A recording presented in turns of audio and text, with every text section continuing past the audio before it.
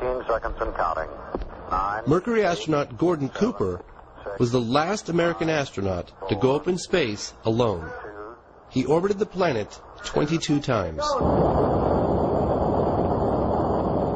While stationed at Edwards Air Force Base in the early 1950s, Cooper was part of an event that has never been explained. I was having some cameramen film the installation of a precision landing facility we were putting in right on the edge of the dry lake. And this saucer flew right over them and put down 3 little gear and landed out on the dry lake bed.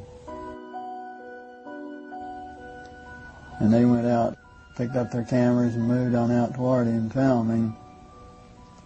And he lifted off, put the gear back in the well, and climbed out at a very high rate of speed and disappeared.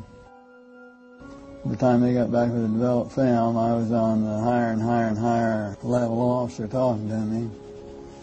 Finally with the colonel telling me to, when the film arrived at my desk, to put it in the carrier pouch. There would be a courier there at my office by that time already, and they'd arranged for him to fly in our base airplane back to Washington with these films, and do not run prints, etc., etc., etc. Did you watch the film? We didn't have a chance to run it. I had a chance to hold it up to the window and look at it. It was certainly a good film. Did you ever keep in touch with anybody about it or discuss it? How would I keep in touch with anybody about it? There's no way within the military or within the government of keeping track of something that is classified unless you're directly involved in it, and I was not. This meeting was a turning point for my father. Gordon Cooper was an icon of his generation, and my father was amazed by his story. At that point in time, there was no doubt in my mind that this vehicle was made at some other place than here on Earth. It was,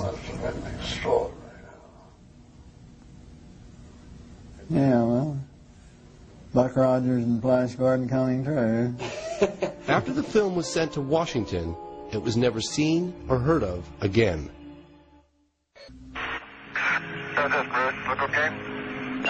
Apollo 14 astronaut Edgar Mitchell was the 6th man to walk on the moon.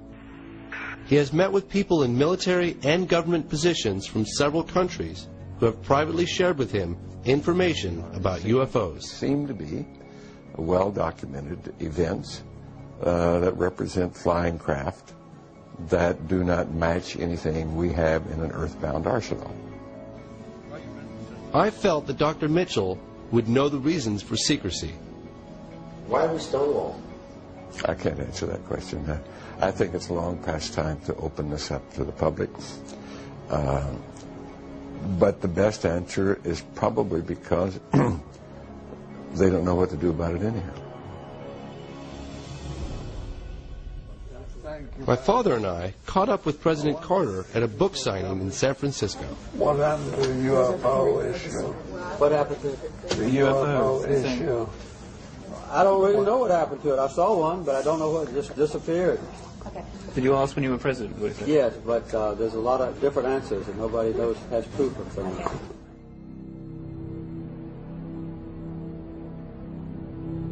The question of secrecy has puzzled me for years. I asked the panelists in D.C. to offer possible explanations. Some of the questions that Man on Street have, and whoever wants to address this can, is why, in your opinion, would any government hide this from the people or not disclose this type of information of what's going on?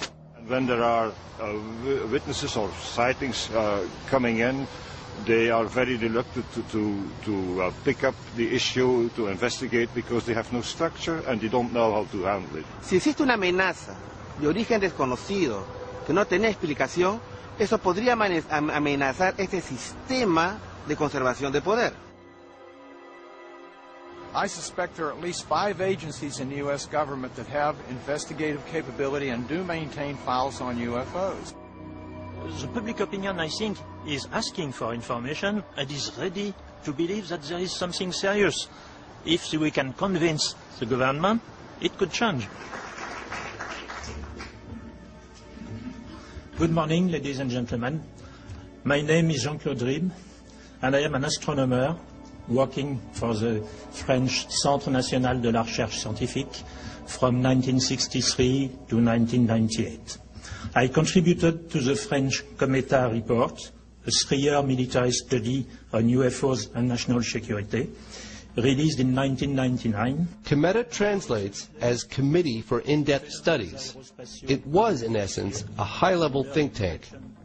Cometa included such members as 4-star General Bernard Lorlin, who was the former commander of the French Tactical Air Force and military counselor to the Prime Minister, as well as André Lebeau, former president of the National Center for Space Studies, and attorney-at-law Michel Algarin, director of the Cometa Group. The Cometa Group published its findings in an historical 90-page report titled UFOs in Defense, What Should We Prepare For? The formation of the Cometa Group was initiated by French Air Force General Denis Letty.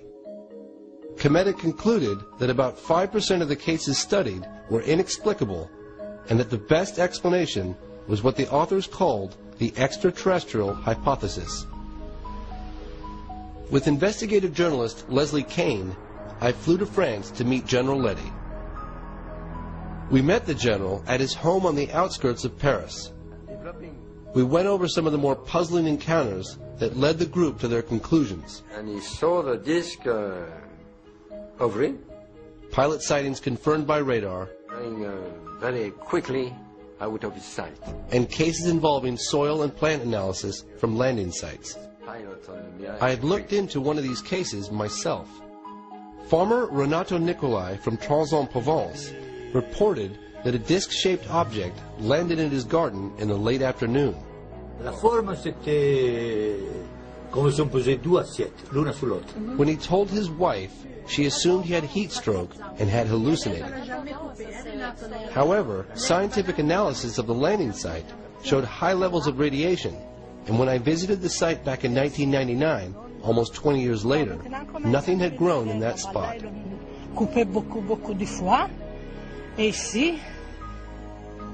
The town of Trans-en-Provence labeled the farmer a flying saucer fanatic. Je peux pas dire que c'était una soucoupe volante, que c'était... J'ai vu quelque chose, il s'est posé, il est reparti. What we're looking at? I mean, what is this photograph? General Letty also shared with us some impressive photographic cases. One of these was featured on the cover of the Cometa report. So it's mapping, is it mapping the ground? Mapping the ground. And developing... A mapping plane from the government of Costa Rica was flying at 10,000 feet. It had a high-resolution camera running automatically under the fuselage, taking a picture every 17 seconds. On one of the frames, this object was captured.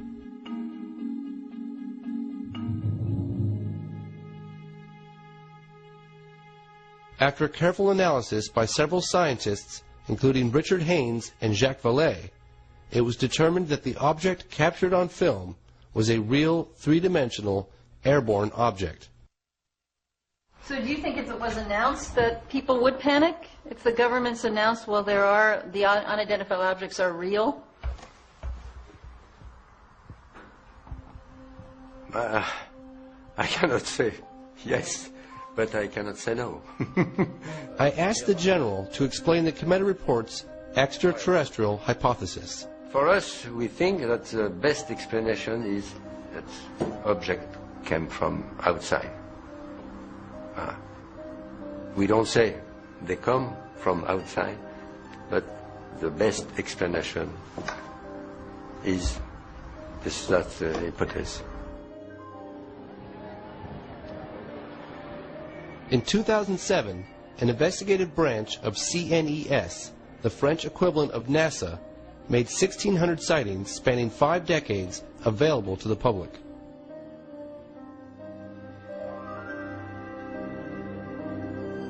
I asked CNES for an interview. I wanted to know who allowed the release of these files and why. C'est le président du Centre national d'études spatiales, quand il a décidé de remettre en route l'activité du GEPAN, de réorganiser, qui a donné comme mission de travailler de façon transparente vis-à-vis du public et des médias. We reviewed several extraordinary cases. Some even involved landings. I asked him what his personal beliefs were. Je crois que probablement nous découvrirons dans le futur que peut-être il y a de tout et que certains cas sont peut-être des visites extraterrestres, mais d'autres cas seront probablement des observations naturelles qu'on n'arrive pas encore à expliquer aujourd'hui. Et ça, c'est grand comme histoire. C'est grande histoire. Oui. C'est un grand projet. Ouais. Big job. Good job.